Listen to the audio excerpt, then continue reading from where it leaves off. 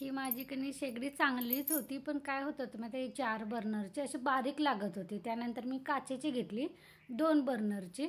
त्यामुळे कणी ही वर्षभर कणी वर्ष का असेना वर्ष होऊन गेलं असेल, ही ठेवूनच आहे. आणि मग याचा एक बर्नर पण खराब झाला, एक बर्नर मला सापडेना झाला, म्हणून मी ही रिपेअर करून घेतली. एक नवीन बर्नर घेतला आणि एक जुना बर्नर घेतला. कारण म्हटलं ही ठेवून काय मी वापरणार नाही, तर ही गावाकडे मी आता ठेवणार आहे. गावाकडे कसं आम्ही असं 10-12 जण लोक आहेत, त्यामुळे अशी 4 बर्नरची शेगडी कणी उपयोगात येते. हॅलो नमस्कार, मी प्रतिभा तुम्हा सर्वांचं स्वागत करते आपल्या चॅनेलवर. तर आजचा दिवस तुम्हाला खूप छान सुंदर जाऊन तुमच्या मनातील सर्व इच्छा पूर्ण होत. तर हा आहे रविवारचा व्लॉग, म्हणजे श्रावण संपलेल्या दिवशीचा व्लॉग. तर आज मी काय काय बनवणार आहे की नाही हे तुम्हाला थोडक्यात दाखवते. त्याच्या अगोदर लोणचं काढून घेऊया. मी असं छोट्या बरणीत थोडंसं काढून घेते. म्हणजे तुम्हाला मी मागच्या व्लॉगमध्ये एखाद्या सांगितलं असेल, माझ्या समोरच्या ताईने तिने घरी बनवलेलं मला आंब्याचं लोणचं दिलं होतं, तर ते पहिल्यांदा संपवलं. त्यानंतर आईने गावाकडून पण लोणचं पाठवलेलं आहे. तर ती वरची मोठी बरणी आहे ना, मी तशीच ठेवणार आहे. जितकं लागेल का नाही तेवढंच हे छोट्या बरणीमध्ये काढून घेते. तुम्ही म्हणाल की नाही लोणच्यामध्ये असं तेल वगैरे असं भरपूर दिसते, पण कणी तेल भरपूर घातलं तरच लोणचं टिकतं, नाही तर लोणचं असं कोरडं होतं आणि ते खराब पण लवकर होतं. त्यामुळे कणी जास्त दिवस जर टिकवायचं असेल तर लोणच्याला सार भरपूर लागतं, सारासाठी तेल भरपूर घालावंच लागतं. तर इथं पहिल्यांदा माझी सकाळची जी साफसफाईची कामं होती की नाही ती सगळी मी आवरून घेतलेली. कारण मटण आणि तोपर्यंत म्हटलं ही बाकीची सगळी साफसफाईची कामं आवरून घ्यायची, म्हणजे एकसारखं जेवण करायला बरं पडतं. तर इथं माझी हळद संपली होती आणि कसं गावाकडं गेल्यानंतर आता ती आमच्या घरची हळद घेऊन येईन. तर तोपर्यंत म्हटलं कणी हे पॅकिंग मी आणलं होतं थोडंसं हळद. कारण हळद घातल्याशिवाय कणी कुठलं म्हणजे जेवणाला आपल्याला सवय झाली असते, एक सवयीचा भाग म्हणतो कणी. तर ही जेवणातली वस्तू आहे जी सवयीचा भाग होऊन गेलेली आहे, ती घालायलाच लागते. तर मी आज काय काय जेवण बनवणार आहे त्यांची नावं पहिल्यांदा सांगते. तर इथं मी पहिल्यांदा कणी मटण मिठातलं शिजवून घेणार आहे. तर त्यासाठी मी पातेलं ठेवलेलं आहे, तेल घातलेलं आहे. तेल तापल्यानंतर मी कांदा टाकलेला आहे, त्यामध्ये मी आता हळद टाकलेली आहे. आणि मी आज थोडीशी कणी बिर्याणी पण करणार आहे चिकनची, कारण नीलला बिर्याणी पाहिजे, तर म्हणून थोडीशी बिर्याणी बनवणार आहे. त्यानंतर इथे सुक्का मटण आणि तांबडा रस्सा असं बनवणार आहे. चपाती देखील कणी मी करून घेतलेले. त्यानंतर मला जी भेट आली होती तर ते भेटीचा डबा रिकामा झालेला होता, तो पण मी घासून असं पालती घालून ठेवलेला आहे. तर आज मला कणी माझ्या नंदुबाईंना पण गौरीची भेट द्यायची आहे, त्यासाठी मी तनूला सांगत होते की जाऊन देऊन या. तर तो म्हणाला आम्ही दुपारनंतर जातो. तर इथं कधी आमच्या दोघांची तीच चर्चा चालू होती. तर आता कांदा चांगला भाजल्यानंतर मीठ टाकायचं, त्यानंतर मटण कणी धुवून घ्यायचं. आणि माझ्याकडे आता थोडंसं त्या मटणवाल्याने कणी मांदं पण दिलेलं आहे.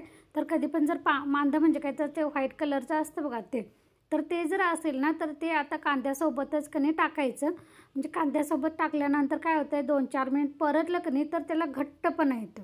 जर तुम्ही तसंच मटणासोबत घातलं ना तर तसंच त्याचं कणी असं बिळबिटपणा तसाच राहतो. त्यामुळे कधी पण कधी तेलात मांदं टाकायचं आणि 2-4 मिनिट परतल्यानंतर आपलं मटण टाकायचं. तर मी मटण टाकताना दाखवलं नाही, कारण कसं आपला व्लॉग प्रत्येक नॉनव्हेज आवडणारच व्यक्ती बघेल असं नाही. काहींना नॉनव्हेज आवडत पण नाही आणि त्यामुळे ते बघायला पण त्यांना आवडत नाही. त्यामुळे इथं मी कधी ते टाकताना माझ्या ते त्यावेळी लक्षात आलं, म्हटलं टाकताना नको दाखवायला म्हणून मी ते कट केलं.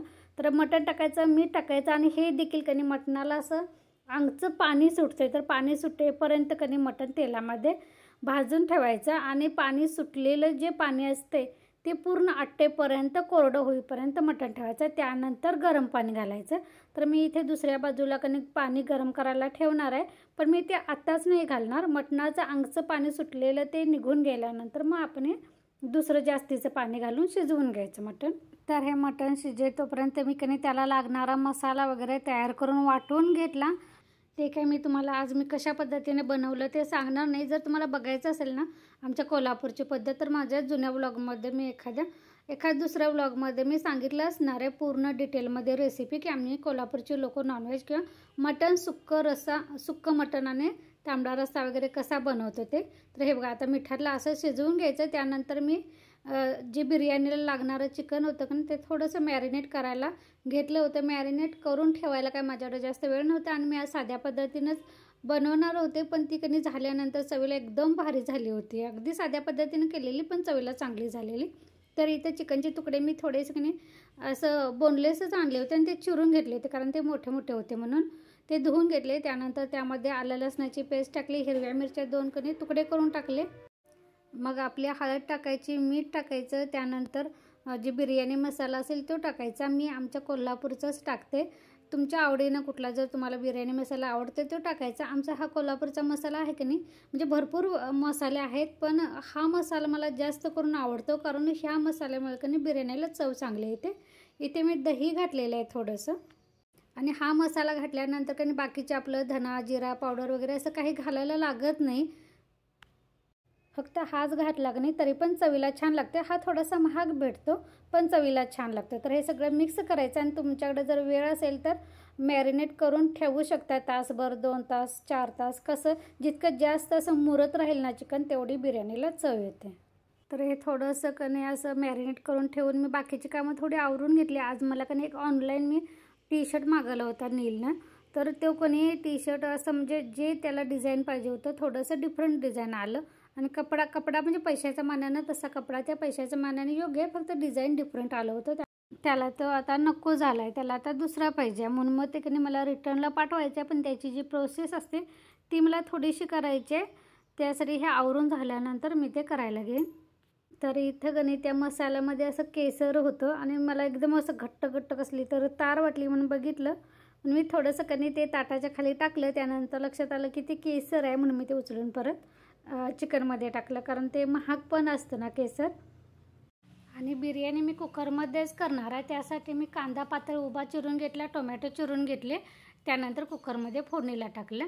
तर तुम्हाला मी पटापटा फक्त साध्या बिर्याणीची कणी रेसिपी तुम्हाला सांगते, म्हणजे मी बनवणार आहे तर तुम्हाला दाखवत सांगते. तर इथं मी कुकर ठेवला. त्यानंतर कणी तेल घातलं.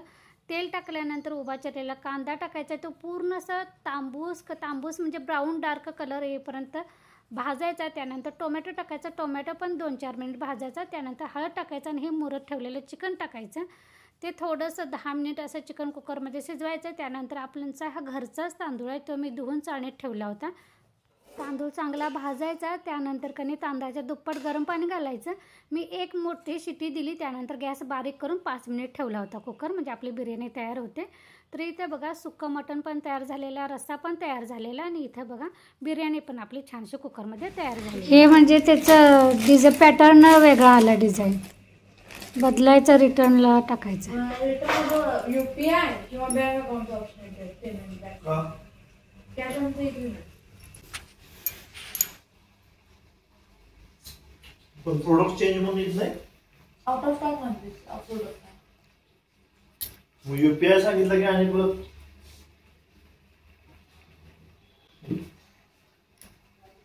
बँक अकाउंटला दाखवलं, मग कुठला दाखवलं बँकला काय माहिती. माझं ते फ्लिपकार्टला वगैरे कुठलं टाकते ते रिटर्नच्याला एकदा टाकलेलं, ते साडी एक होती ती.